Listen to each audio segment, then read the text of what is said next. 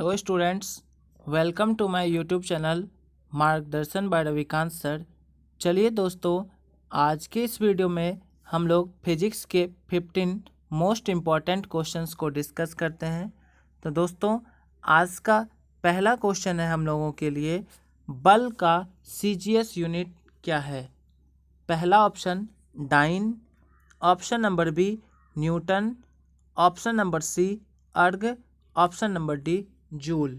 इस क्वेश्चन का सही आंसर होगा ऑप्शन नंबर ए डाइन। बल का सीजीएस यूनिट डाइन होता है, जबकि एसआई यूनिट न्यूटन होता है और जूल कार्य का एसआई यूनिट होता है जूल। आगे बढ़ते हैं अगले क्वेश्चन की ओर। नेक्स्ट क्वेश्चन 182 नंबर क्वेश्चन, निम्न में से अदिश राशि का उदाहरण है। अदिश मतलब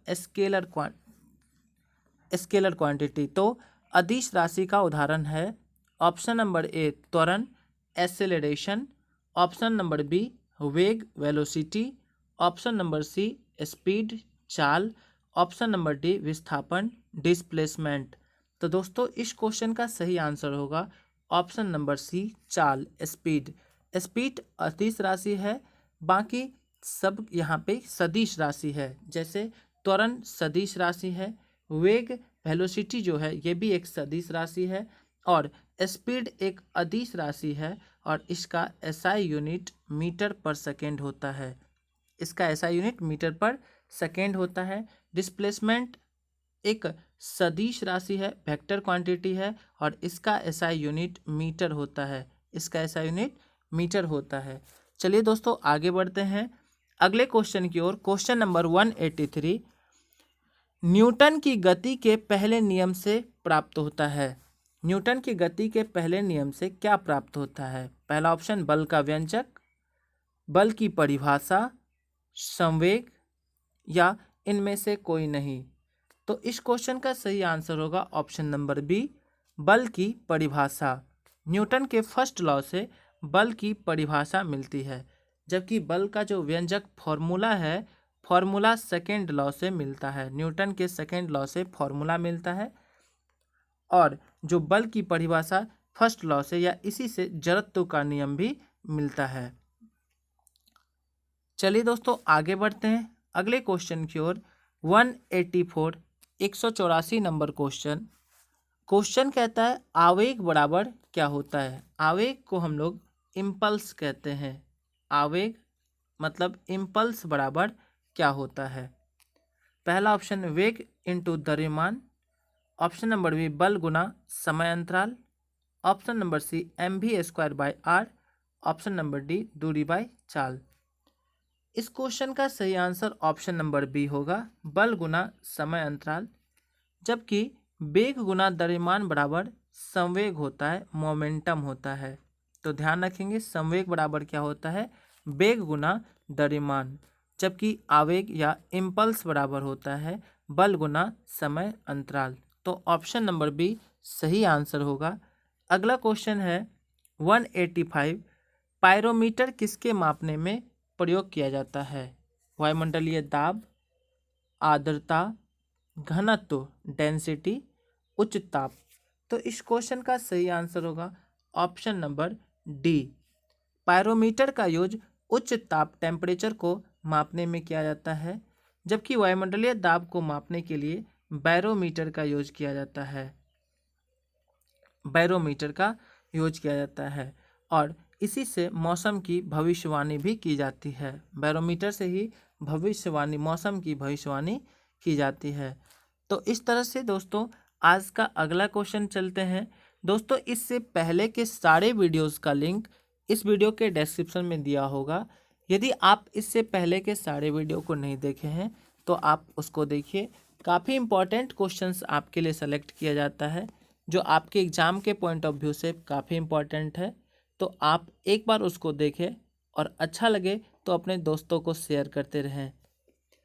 क्वेश्चन नंबर 186 नंबर क्वेश्चन कहता है, महासागरों में डूबी हुई वस्तु की स्थिति जानने के लिए निम्न में से किस यंत्र का प्रयोग किया जाता है। पहला ऑप्शन है audiometer, option number B galvanometer, option number C sonar और ऑप्शन नंबर डी नॉट। सही आंसर होगा option number C sonar. Sonar का यूज हम लोग महासागर में डूबी हुई वस्तु की स्थिति का पता लगाने के लिए करते हैं, जबकि नॉट का प्रयोग समुद्र में जहाज की गति मापने के लिए, समुद्र में जो पानी वाला जहाज होता है की गति मापने के लिए करते हैं नॉट का प्रयोग। इकाई है यूनिट। नेक्स्ट अगला क्वेश्चन है 187 नंबर क्वेश्चन, 187 नंबर क्वेश्चन। चलिए देखते हैं 187 नंबर क्वेश्चन। इनमें से गलत को चुनना है आपको, कौन गलत है ये पता करना है। पहला ऑप्शन है उच्च वेग मैक, ऑप्शन नंबर बी तरंगदैर्घ्य एंगस्ट्रम, और ऑप्शन नंबर सी दाब पास्कल, विद्युत धारा आमीटर। तो दोस्तों इस क्वेश्चन का सही आंसर होगा, आपको गलत चुनना है तो ऑप्शन नंबर डी, क्योंकि विद्युत धारा आमीटर नहीं, यहाँ एम्पियर होना चाहिए। जबकि जो उच्च वेग है वो मैक संख्या, ठीक है। तरंगदैर्घ्य जो वेवलेंथ होता है एंगस्ट्रम में मापा जाता है और 1 एंगस्ट्रम बराबर होता है 10⁻⁻10 मीटर। 1 एंगस्ट्रम बराबर होगा 10⁻⁻10 मीटर। जबकि दाब पास्कल, और पास्कल 1 पास्कल बराबर होता है 1 न्यूटन पर मीटर स्क्वायर। 1 पास्कल बराबर 1 न्यूटन पर मीटर स्क्वायर। तो इस क्वेश्चन का सही आंसर ऑप्शन नंबर डी था। अगला question, question number 188, 188 number question.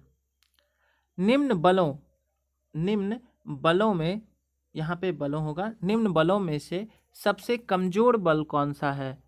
पहला ऑप्शन गुरुत्वाकर्षण बल जिसको ग्रेविटेशनल फोर्स कहते हैं, दूसरा स्थिर विद्युत बल, ऑप्शन नंबर सी चुंबकीय बल magnetic wave electromagnetic force, option number D प्रबल नाभिकीय बल स्ट्रॉन्ग न्यूक्लियर फोर्स।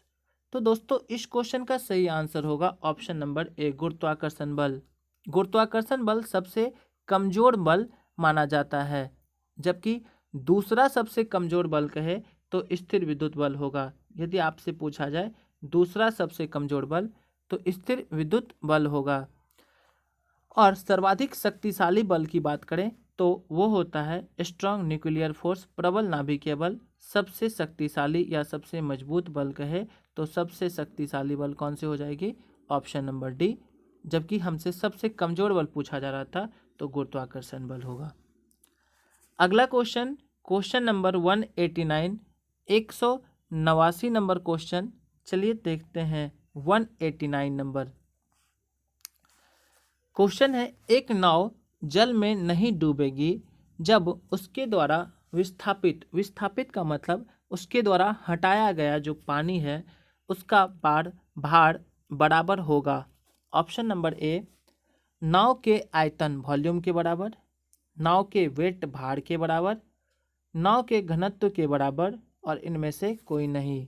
तो दोस्तों इस क्वेश्चन का सही आंसर होगा ऑप्शन नंबर बी, क्योंकि आर्किमिडीज का सिद्धांत यही कहता है कि जब किसी वस्तु को पानी में हम लोग डुबोते हैं तो जो उसके द्वारा हटाया गया पानी है, विस्थापित किया द्वारा पानी है, उस पानी का भार और उस वस्तु का भार बराबर हो तो वो वस्तु उस पर तैरते रहता है। और एक नाव यदि जल में नहीं डूबती है, तैरते रहती है, तो इसका कारण है कि नाव के द्वारा जो विस्थापित जल है उस जल का भार नाव के भार के बराबर होता है। तो ऑप्शन नंबर बी सही आंसर होगा। आगे बढ़ते हैं 190 नंबर क्वेश्चन की ओर। रेल की गति किस प्रकार की गति का उदाहरण है। ऑप्शन नंबर ए घूर्णन गति rotational motion, option number B चक्रण गति, ऑप्शन नंबर सी रूपांतरित गति जिसको ट्रांसलेटरी मोशन भी कहते हैं, और चौथा सरल रेखीय गति रेक्टिलिनियर मोशन। इस क्वेश्चन का सही आंसर होगा ऑप्शन नंबर सी रूपांतरित गति या ट्रांसलेटरी मोशन। जबकि सरल रेखीय गति में होता है, इसमें क्या होता है कि इसमें वस्तु के सभी भाग एक समान दिशा में समान समय में समान वेग से दूरी तय करते रहता है, और ये भी क्या है रूपांतरित मोशन का ही, गति का ही क्या है, एक भाग है। तो option number C is the right answer.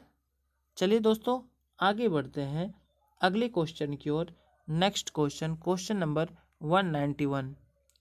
उससे पहले दोस्तों, यदि आप हमें ज्वाइन करना चाहते हैं तो अपना टेलीग्राम ग्रुप है मार्गदर्शन बाय रविकांत सर, इस पे संबंधित वीडियोस, रिलेटेड वीडियोस के सारे PDF आपको अपने टेलीग्राम चैनल पे मिल जाएंगे।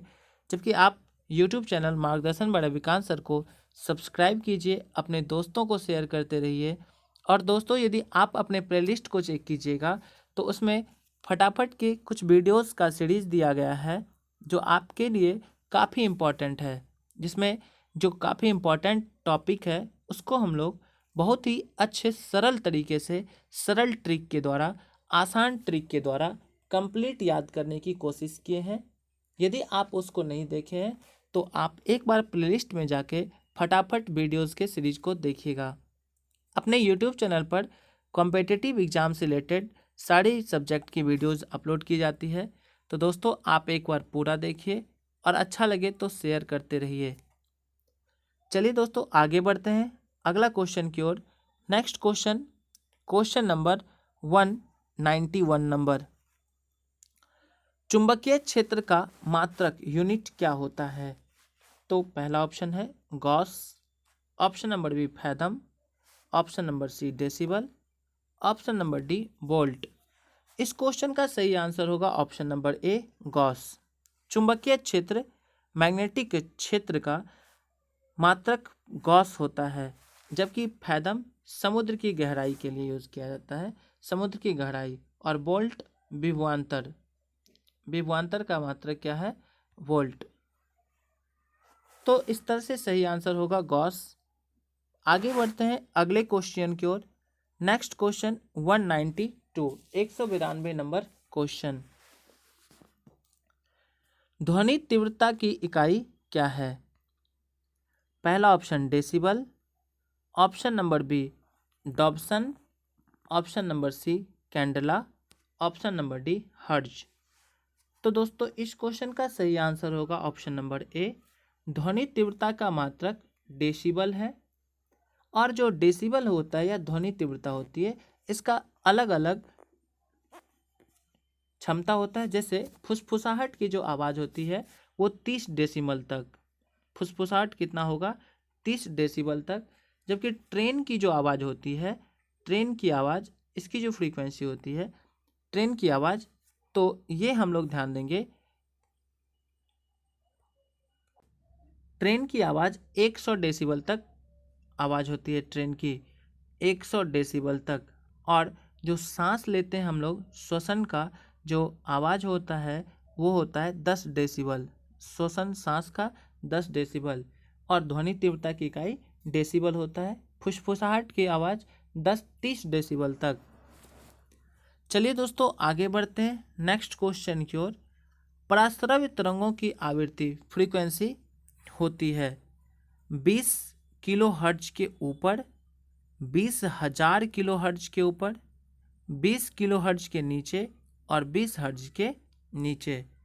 तो चलिए दोस्तों, इस क्वेश्चन का सही आंसर होगा ऑप्शन नंबर ए 20 किलो हर्ट्ज के ऊपर। ऑप्शन नंबर ए सही आंसर होगा। और हम लोग इसके बारे में देखेंगे। जो 20 किलो हर्ट्ज है, 20 किलो हर्ट्ज के नीचे यहाँ तक मनुष्य सुन सकता है, मनुष्य सुन सकता है। इसको श्रव्य तरंग कहेंगे, ये सुनने लायक आवाज़ होता है।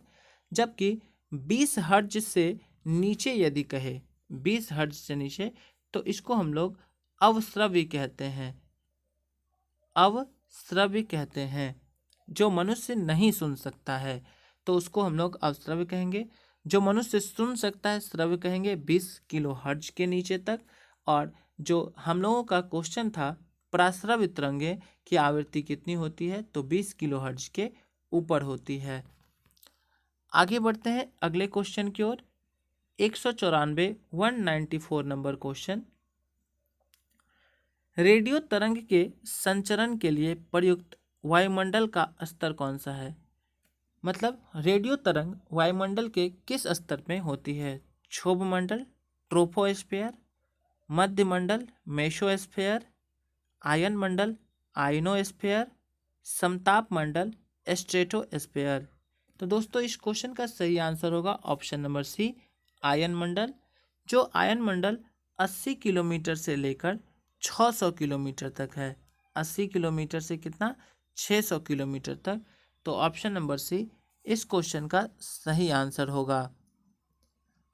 आगे बढ़ते हैं और आज का अंतिम क्वेश्चन 195 नंबर, सबसे कम तरंगदैर्घ्य वाला प्रकाश होता है। इस क्वेश्चन का आंसर आप लोग ऑप्शन कमेंट बॉक्स में कमेंट करके बताएंगे। काफ़ी आसान और इम्पॉर्टेंट क्वेश्चंस है, आप इसको ध्यान से पढ़ेंगे और इस क्वेश्चन का आज हमें सब का इंतजार रहेगा कमेंट का। आप सभी कोई कमेंट के माध्यम से इस क्वेश्चन का आंसर बताएंगे। हालांकि सभी लोग जानते हैं, फिर सभी कोई लाइक और कमेंट करेंगे। दोस्तों, आज के वीडियो में इतना ही रहने देते हैं, मिलते हैं अगले वीडियो में। तो तब तक दोस्तों, आप मार्गदर्शन को सब्सक्राइब कीजिए, अपने दोस्तों को शेयर कीजिए और बेल आइकन बजाइए ताकि अपने चैनल से रिलेटेड सारे वीडियोस का नोटिफिकेशन आपको मिलता रहे। तो दोस्तों, कमेंट बॉक्स में कमेंट करके निश्चित बताएं कि आपको ये वीडियो कैसा लग रहा है। चूँकि हम लोग 250 क्वेश्चन फिजिक्स का, 250 केमिस्ट्री और 250 बायोलॉजी के क्वेश्चन का सीरीज चलाए हैं आपके आने वाले एग्ज़ाम को ध्यान में रखते हुए। चाहे तो दरोगा हो, बीपीएससी हो या रेलवे की एग्ज़ाम हो, आपके हर एग्ज़ाम के लिए काफ़ी इम्पोर्टेंट क्वेश्चन को सिलेक्ट किया गया है। तो कमेंट बॉक्स के माध्यम से निश्चित बताएं कि आपको ये वीडियो कैसा लगा।